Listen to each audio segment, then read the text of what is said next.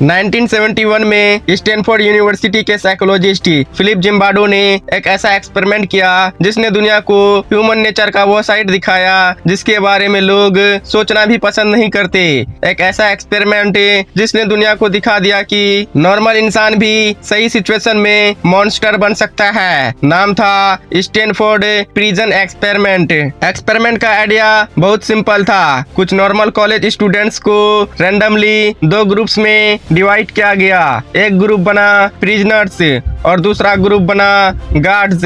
Stanford university के basement को temporary jail में कन्वर्ट किया गया। कैदी को यूनिफॉर्म दी गई, नंबर दिया गया और उनकी आइडेंटिटी धीरे धीरे छीन ली गई। गार्ड्स को यूनिफॉर्म, चश्मा और अथॉरिटी दी गई और बस एक लाइन कही गई, तुम्हारे पास पावर है। पहले दिन सबको ये एक एक्टिंग जैसा लग रहा था। स्टूडेंट्स हंस रहे थे, मजाक कर रहे थे, सबको लग रहा था ये सिर्फ एक साइकोलॉजिकल टेस्ट है। लेकिन प्रॉब्लम यहीं से शुरू हुई। इंसान जितना ज्यादा किसी रोल में रहता है, धीरे धीरे वही रोल उसकी रियलिटी बन जाता है। जो कल तक नॉर्मल कॉलेज स्टूडेंट्स थे, कुछ दिन बाद वही गार्ड्स कैदी को लाइन में खड़ा करके चिल्लाने लगे, उन्हें बेइज्जत करने लगे, पुशअप्स करवाने लगे, उनके सोने का टाइम कंट्रोल करने लगे, उन्हें इमोशनल और मेंटली तोड़ने लगे। और सबसे डेंजरस बात ये थी कि किसी ने उन्हें ऐसा करने को बोला ही नहीं था। सिर्फ यूनिफॉर्म और पावर ने उनके अंदर का डार्क साइड बाहर निकालना शुरू कर दिया था। कैदी धीरे धीरे मेंटली टूटने लगे। किसी को पैनिक अटैक आया, कोई रात भर रोता रहा और एक कैदी की मेंटल कंडीशन इतनी खराब हो गई कि उसे एक्सपेरिमेंट से बाहर निकालना पड़ा। सिचुएशन इतनी एक्सट्रीम हो गई कि जो एक्सपेरिमेंट 14 दिन चलना था वो सिर्फ 6 दिन में ही बंद करना पड़ा। और सबसे शॉकिंग बात ये थी कि ये क्रिमिनल्स नहीं थे और ना ही गार्ड साइको थे। ये सब नॉर्मल स्टूडेंट्स थे, तुम्हारे मेरे जैसे लोग। बस फर्क इतना था कि किसी को पावर मिली थी और किसी से आजादी छीन ली गई थी। डॉक्टर जिम्बार्डो खुद शौक में चला गया। उसने समझा कि इंसान हमेशा बुरा नहीं होता।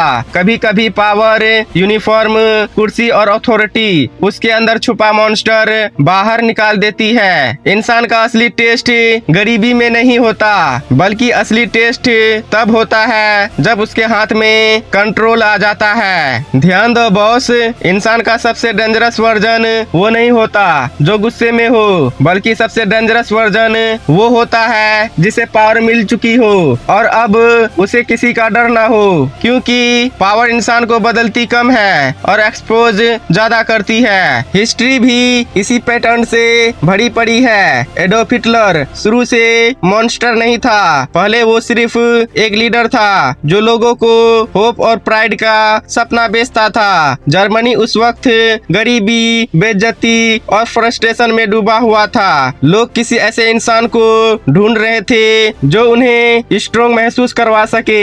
हिटलर ने वही वीकनेस पकड़ी। धीरे धीरे उसके हाथ में इतनी पावर आ गई कि अब उसे किसी का डर नहीं रहा, ना लॉ का, ना अपोजिशन का और ना ही ह्यूमैनिटी का। और जब एक इंसान को बार बार ये फील होने लगे कि मैं जो कर रहा हूँ वही सही है, तब ईगो आइडियोलॉजी बन जाता है। फिर वही ईगो करोड़ों लोगों की मौत का रीजन बना और पूरी दुनिया वर्ल्ड वार में जल गई। जोसेफ स्टालिन के साथ भी कुछ ऐसा ही हुआ।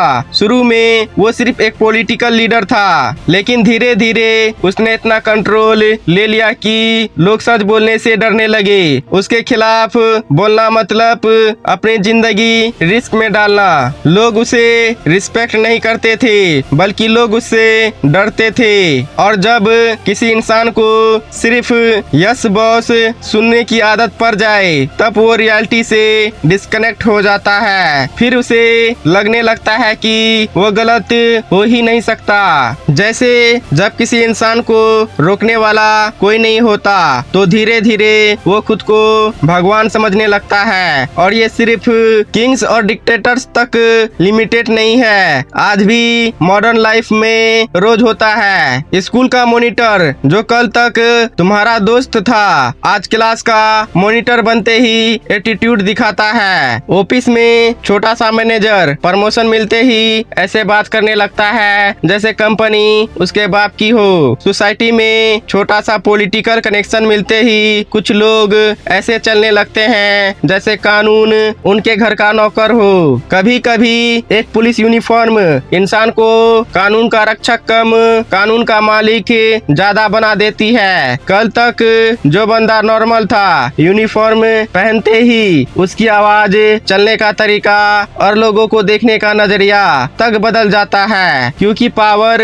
जब कंधे पर आती है तो कई बार इंसान भूल जाता है कि यूनिफॉर्म रिस्पेक्ट के लिए होती है, सुपरियोरिटी के लिए नहीं। और सोशल मीडिया तो इस एक्सपेरिमेंट का मॉडर्न वर्जन है। वहाँ लोगों को सिर्फ एक फेक आईडी चाहिए होती है। रियल लाइफ में जो बंदा सीधा और शरीफ दिखता है वही कमेंट सेक्शन में जहर उगलने लगता है। क्योंकि जब चेहरा छुप जाता है तो फियर खत्म हो जाता है, और जब फियर खत्म हो जाता है तो अंदर का असली नेचर बाहर आने लगता है। बॉस, पावर इंसान को चेंज नहीं करती, पावर बस वो साइड रिवील करती है जो पहले से अंदर छुपी होती है। अगर अंदर ईगो है तो पावर उसे मॉन्स्टर बना देगी, अगर अंदर डिसिप्लिन है तो पावर उसे लीडर बना देगी। इसलिए हिस्ट्री में सबसे डेंजरस लोग वो नहीं थे जिन्हें पावर चाहिए थी, बल्कि सबसे डेंजरस वो थे जिन्हें पावर मिलने के बाद